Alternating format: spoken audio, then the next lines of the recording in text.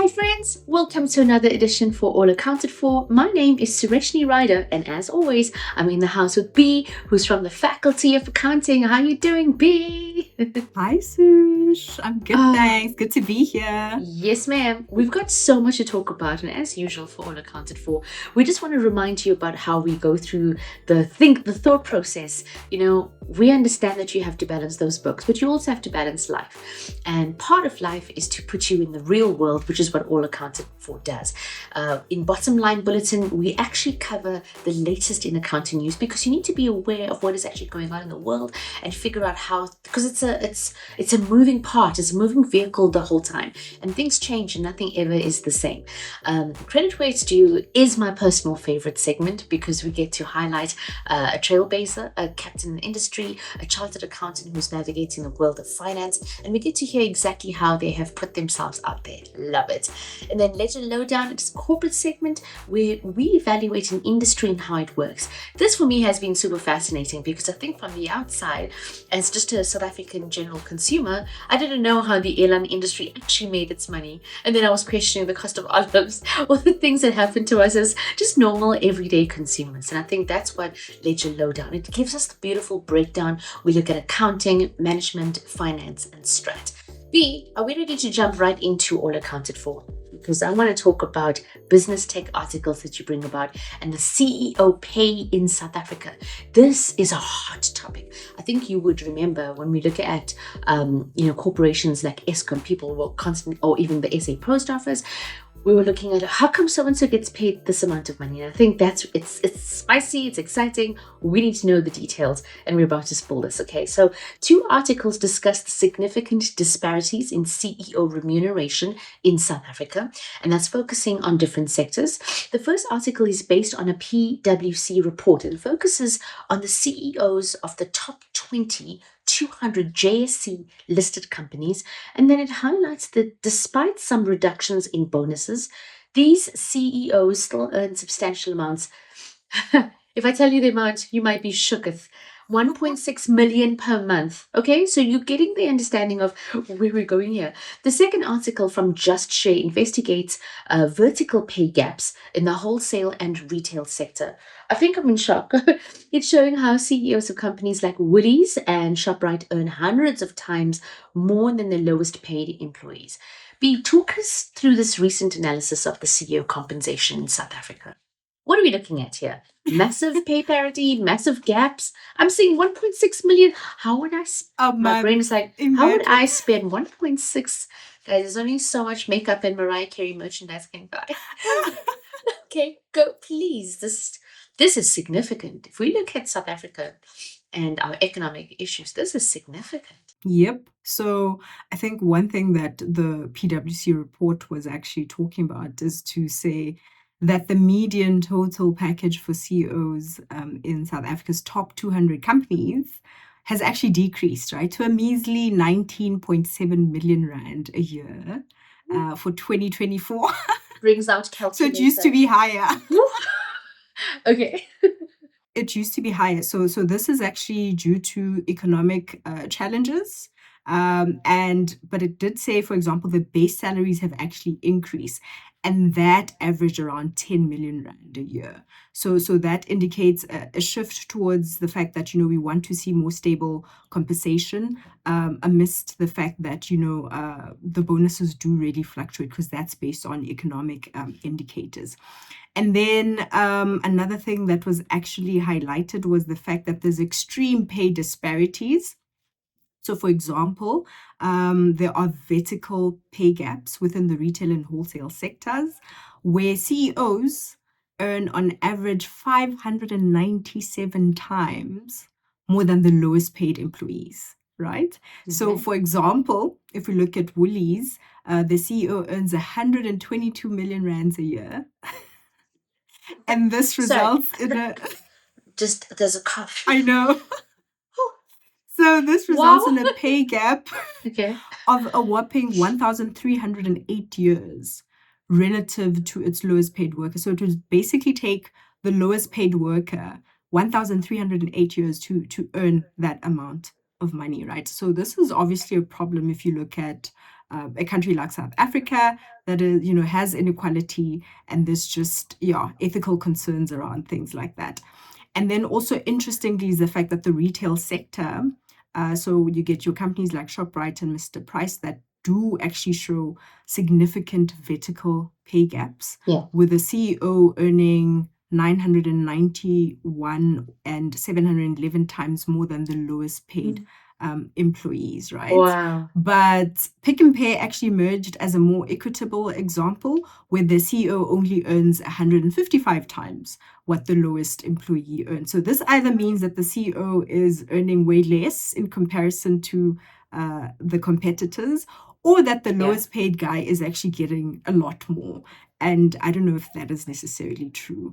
And then also another thing that was highlighted in the report was the fact that shareholders seem to support the fact that CEOs need to get a lot of money. I suppose they understand the role that the CEO plays in the greater scheme of things when it comes to the company's growth, and just putting that strategy kind of in place.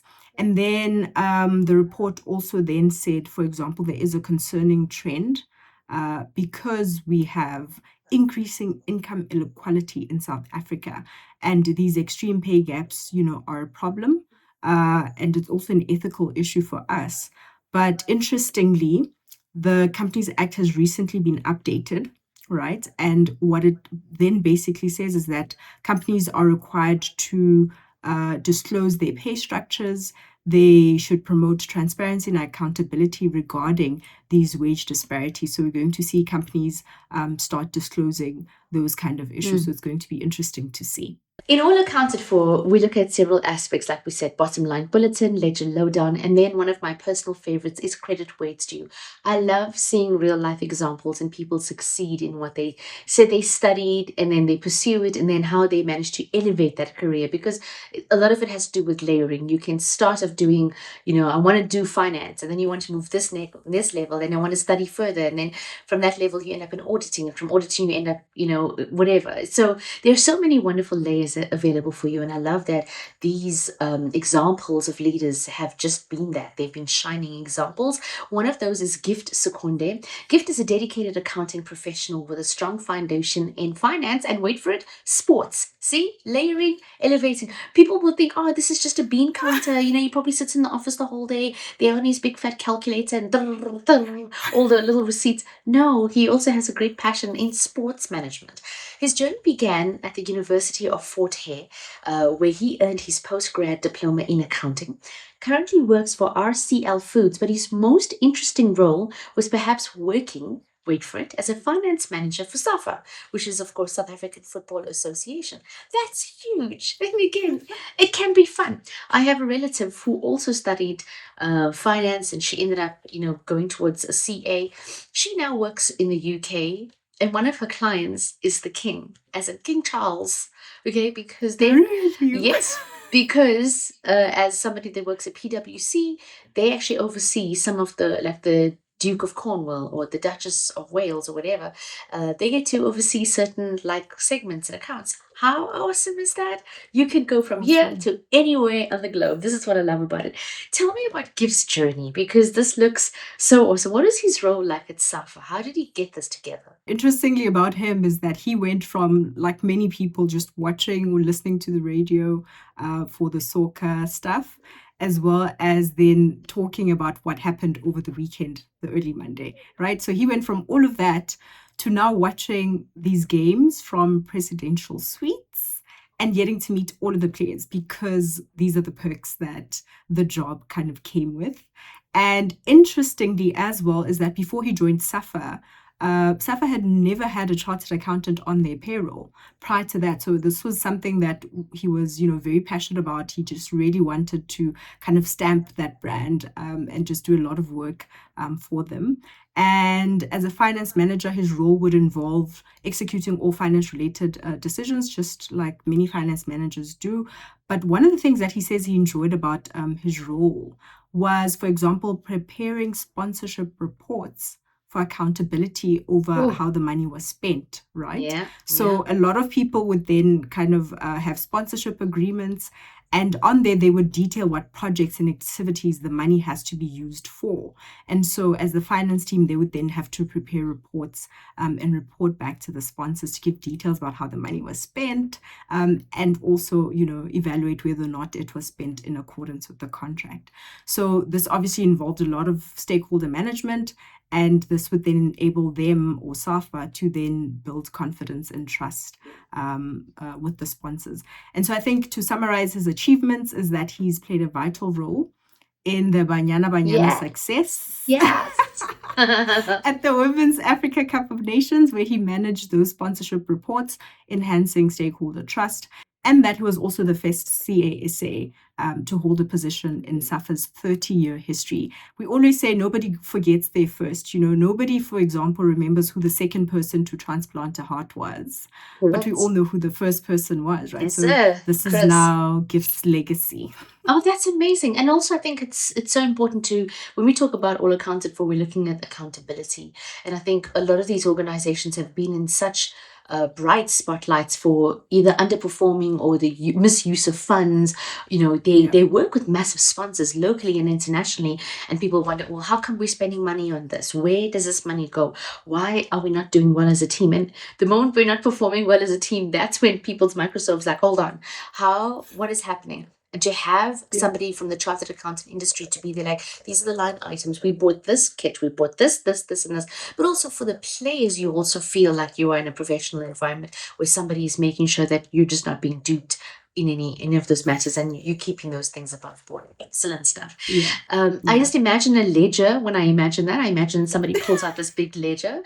And speaking of ledgers, when we look at industries, that's what we're doing. We're putting out those line items and going, okay, this is where the money is going. These are the facts and these are the figures.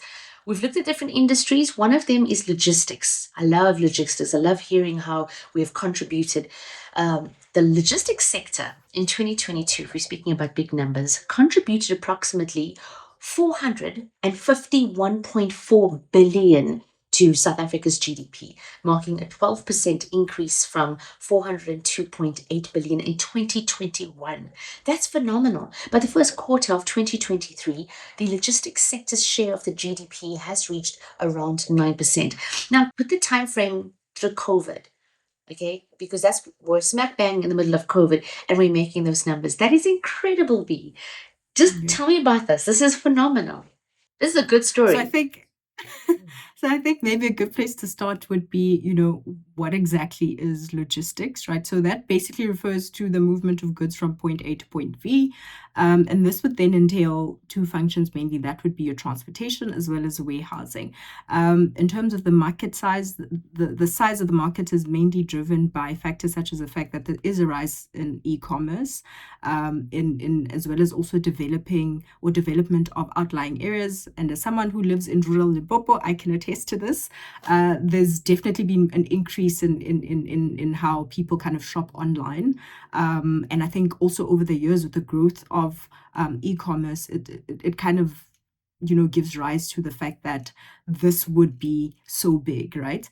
And I think also if you look at also the fact that even your traditional kind of businesses are also wanting an e-commercial footprint as well. So that actually speaks to why the market is so big. And then if we think about how the goods are being transported, I think in the past, rail was a big one, but as of 2023, that only accounts to about 14%, right? So a lot of our goods in South Africa are actually moved through road freight, and that then makes up majority of it, which is around 86%. And in terms of the challenges that they do face, that would be your infrastructure challenges, your rising fuel prices, as well as high crime rates. I mean, we've heard in the news lately where some of these couriers are getting hijacked and merchandise is getting stolen. So yeah, those are the kind of issues that they're facing. Excellent stuff. I'm still impressed. I think that number is just such a bolster to our economy. 451.4 billion. See, this is what justifies why I've been shopping so much in Takealot. B, I know you laugh about what I just said about the fact that I think I'm keeping Takealot in business. In fact, I think right now I'm keeping Amazon going. Amazon. Sheen. I'm a Sheen. You know this, right? But I'm so interested to find out, how do these companies, or how do these companies in this industry actually go ahead and make money? Okay, so the first one would be transportation services. This is basically their core revenue stream. They would charge a fee based on the type of transport that they're using. Is it rail, sea, or air? As well as the distance that the thing has to travel. You also have warehousing and distribution. This is where a lot of companies would then offer warehousing solutions, which would then include storage, inventory management, as well as distribution services. They charge clients fees for the space that they Mm. provide, often on a monthly or an annual basis. Other things would also include your value add services. This would now include things such as packaging, labeling, assembly, and customs brokerage. Now, these services would then be charged separately as well, and they're quite profitable. Another one would be e-commerce fulfillment, right? Where because there's such a rise in online shopping, thanks to you, I'm not logistics even. I'm not even embarrassed. I'm keeping people going. Okay. logistics company would then, you know, fulfill the entire thing. So this would go from handling the initial order up until processing delivery. So they would then also do that. Then you have freight forwarding, where these companies would then act as intermediaries between the shippers, so the people who want to ship the item, as well as the carriers. So they would then arrange transportation of goods, and they earn money by then charging clients a coordination fee, where they coordinate shipments as well as handling customs procedures as well. And then the last one would be via consulting services.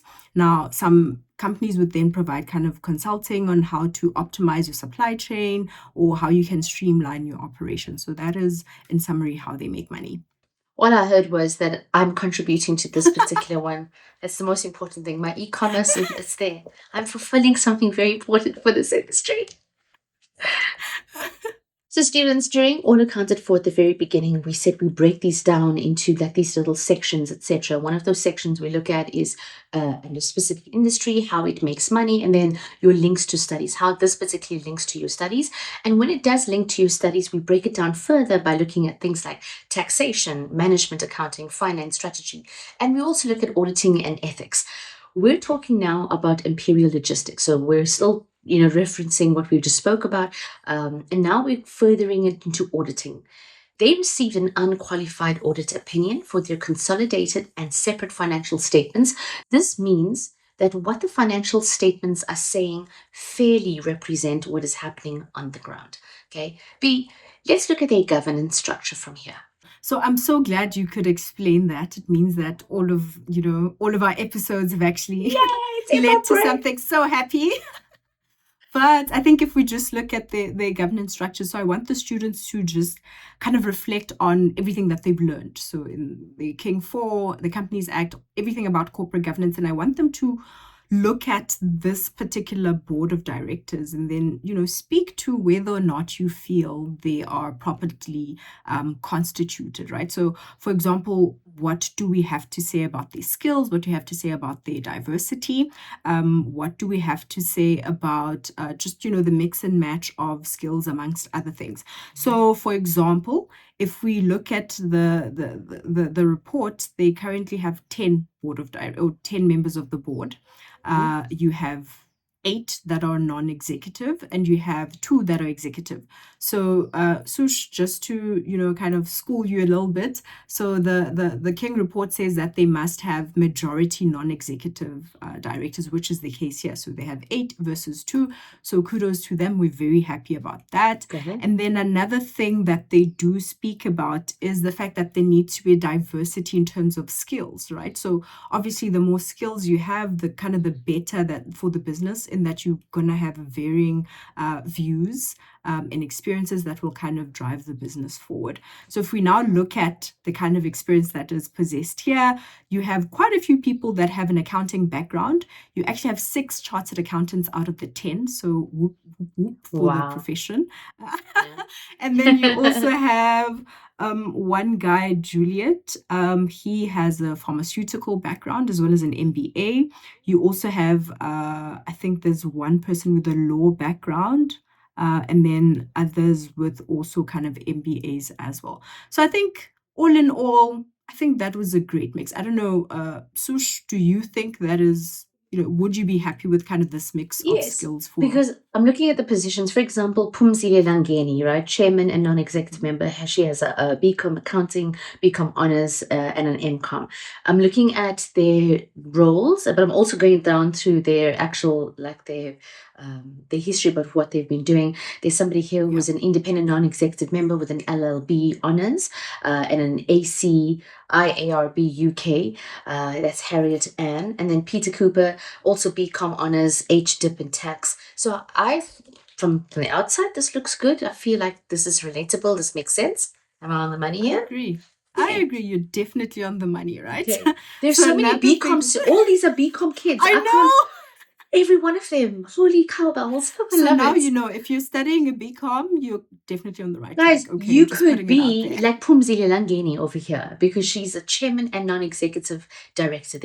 It's phenomenal the roles. Okay, so I'm good with that from that You're good perspective with background. that? Okay, yes. So King also says that there needs to be diversity in terms of race. Now, in Mm-hmm. particular, it speaks about so diversity in terms of race as well as in terms of gender, right? Mm-hmm. So if we look at these 10 people here, 4 out of the 10 are females. And then you also have 4 out of the 10 being black, and then 1 out of the 10 being Indian. Now, what score would you give them for diversity here? Are you happy? Are you not happy? Tell me what you're thinking. I mean, there's 4 women out of 10. I always already think that we're winning versus like maybe fewer, but for me, that's pretty good. And if you Okay. then are you combining the 4 women who are also of color and then counting the person that's Indian? From my understanding, I don't think Indians were classified. I think we're no longer BEE, if I'm not mistaken. I think uh, Asian people or Chinese people and Indians were not given that, but I stand to be fully corrected on that. So from that perspective, if we then counting 4 people of color and 1 Indian, I would say that's not bad. It's 50%. I think that's Okay. pretty good. Uh, Okay. but that's from how I'm seeing it from the outside. I mean, just see 4 women versus just what I normally see, which is usually one, and especially if it's not a woman of color. I'm just going through the list again. Okay, that for Yeah. me looks So okay. it's so interesting that that is exactly Imperial's view, right? So they Yeah. feel that they are extremely diverse when it comes to gender as well as race. Now, I think maybe our students would know about what King says is that it needs to, or the diversity speaks to, it needs to represent the demographics of a country. So in a Mm. country like South Africa, where majority of the people are black, theoretically you would expect that the board needs to kind of reflect that, Yeah. which is not necessarily the case here. So maybe from a diversity score, not so great, or it could be great depending on where you're sitting. So I think it's a very interesting debate. I'd really love to hear what the students have to say about Ah. this. And I think another thing that they're also then talking about, oh, if you see the little dots next to their names, that speaks to what kind of committee they're part of. And another thing that they do speak about, for example, is other directorships. So that tells you where else they're kind of a member of the board, right? So this Okay. speaks to kind of their experience, but it also speaks to their time. If you're like a board member in 100 other companies, for example, would you then have time to sufficient time to be able to dedicate to all of those companies? Not necessarily. But Yeah. we see in this board, they average around 4 companies per member. So I think that is definitely good. So I think also interestingly, sorry, when we were talking about the fact that they also have rated themselves. So they say that they consider themselves diverse. They also say that they consider their skills to be kind of well balanced, which Mhm. you and I also agreed on. Yeah. And they speak about the chairperson. So the chairperson is not considered independent, and they go on to speak about why that is the case. So they say, for example, she is a shareholder of a triple BEE partner of the group and is consequently not considered to be independent. The board has a formal protocol to govern potential conflicts of interest.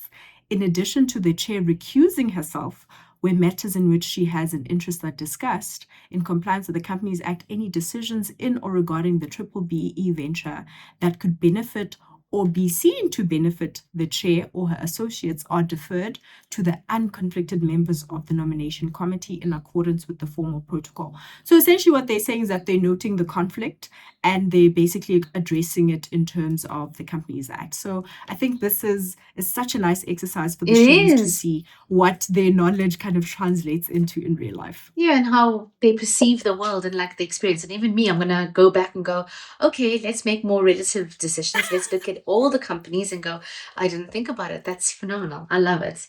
There we go. From auditing, now we'll be talking about our last sector as part of All Accounted For. We're going to from auditing and ethics. We're also going to look at the acquisition costs and accounting. We're going to do some. I'm just thinking about the numbers. They completely okay. Out of 10, these are very important things to discuss. B. Thank you for bringing it up. Okay, so again, we're looking at Imperial, and Imperial became a wholly owned business of DP World in March of 2022. Now we're going to look at their 2021 financial year figures.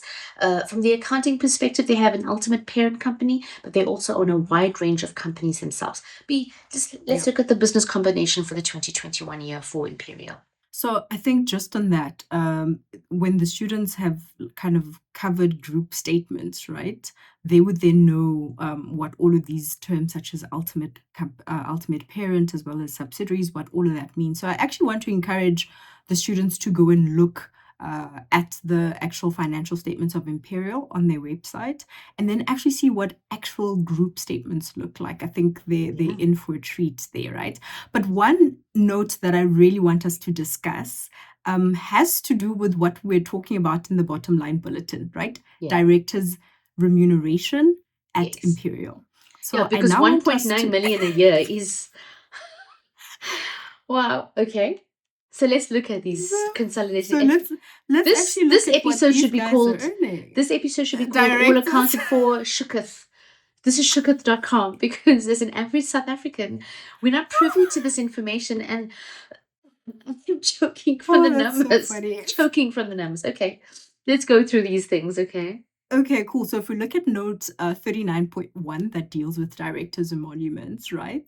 If we look at Peter Cooper that we were talking about earlier, so he's a non-executive director. Now, non-executive means that they're not involved in the day-to-day running of the business. So they come in, attend the board meetings, and then they basically form part of the board to then help the executive directors know what to do and where the company is going, right? So that means that they only earn a fee per meeting that they attend.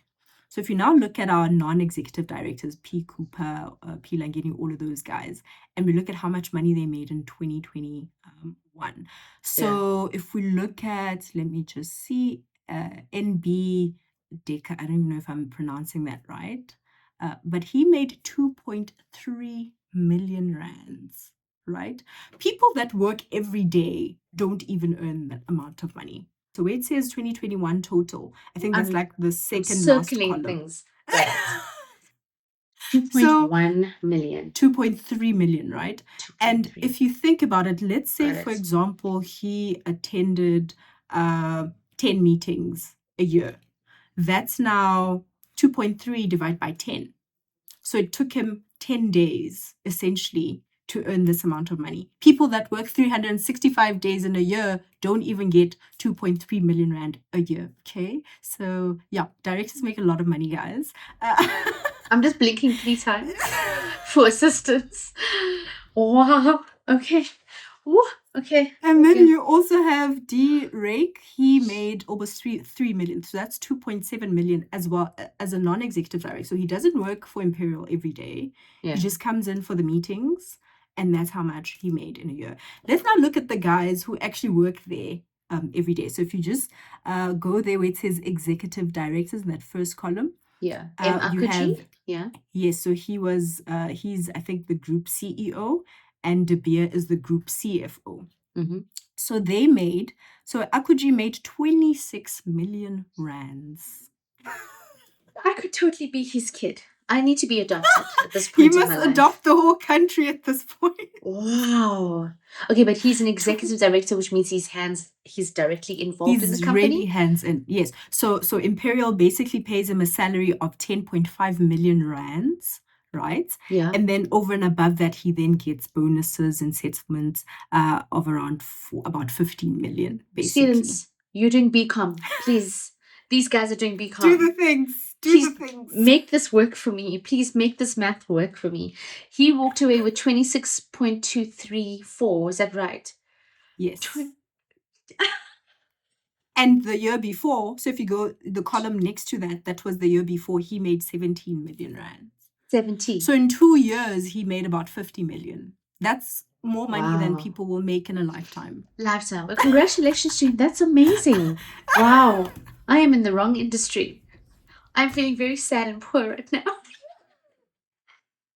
Oh, my soul. Okay. So Okay. yeah, if students want to have a good cry, This is or a good great motivation, Yes. this is a great place to start. We should have okay? started off this whole episode with this because this blows my mind. I've never had the opportunity to look at somebody's like a fun. I'm like, now I've pulled out a pen and I'm going through the numbers. Okay, talk more numbers to me, girl. Okay. Wow. Yeah, so That's and then you phenomenal. also see the retired people, as well as the prescribed officers as well. But essentially, they're earning a lot of money, right? So even and the I think it speaks retirees to, are earning no, is that so what you they're s- basically saying that okay, let's say maybe it's January to December and you retired in June, Mm. right? So they're gonna show that salary that you made between Oh, Jan and June. okay. Yes. This is my life right here. I need to read. We need to be doing better, girl. That's I need all to I'm be doing saying, better. Okay, fine. I won't be shopping online anymore. Fine. That's where all my money is going. Fine. I'm done with it now. It's fine. I'm gonna go to But yeah, BCom I thought we accounting. could, switch things up today and just kind of look at the results of accounting, or Wow. what accounting looks like in a real company, as opposed to what we've been doing over the past couple of episodes. But yeah, this is what I had for you today. I love it. I love it. Also because I don't think it's not controversial. If you're doing what people should be doing and what public are allowed access to. Is this right? Are we allowed this kind of access on this Yes. level? Okay. Yes. So please. So if you are if the company's financials are basically publicly available, you can just go and look at this note, or control find directors and emoluments, and you'll be able to see what the execs and the non-execs are getting. Amazing insight, really amazing. Students, like I said, when we began this whole show, or this particular chat, we're saying, you go from here to anywhere in the world. You can do BCom accounting and you can layer your life. There is so much available to you. The world is absolutely your oyster. Thank you always for tuning in. Please pop in your comments. I feel like this is such an interesting topic to discuss. I've pulled out my pen and I'm going back to do my notes. Please do. We're on the socials. You've been following us on TikTok. You've been checking out our channel on YouTube and Facebook, etc. Please do. I'd love to hear your thoughts on this particular topic. Thank you so much, Bee, as always. That was all accounted for. Bye.